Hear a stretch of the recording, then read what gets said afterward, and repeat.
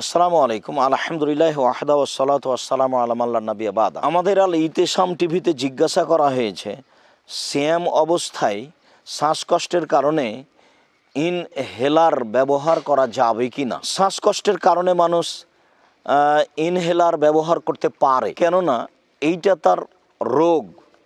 সে রামাজান মাসেও সেটা ব্যবহার করে, সে রামাজানের পরেও ব্যবহার করে, সে সিয়াম থাকলেও ব্যবহার করে, সে সিয়াম না থাকলেও ব্যবহার করে।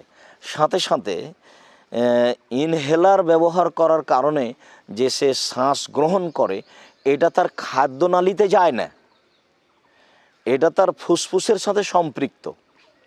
কাজেই ইনহেলার ব্যবহার করলে সিয়াম নষ্ট হবে এ কথা ঠিক নয়, বরং এই চিকিৎসা গ্রহণের কারণে সিয়াম ভঙ্গ হবে না এ কথাই ঠিক। প্রত্যেক যে চিকিৎসা খাদ্যমূলক হয় না, আহার যোগায় না, তাতে সিয়ামের কোনো ক্ষতি নেই, তাতে সিয়াম ভঙ্গ হবে না।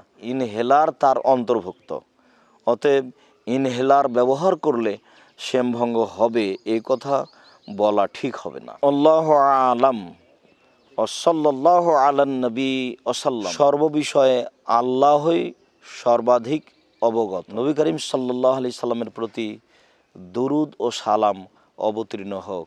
আসসালামু আলাইকুম।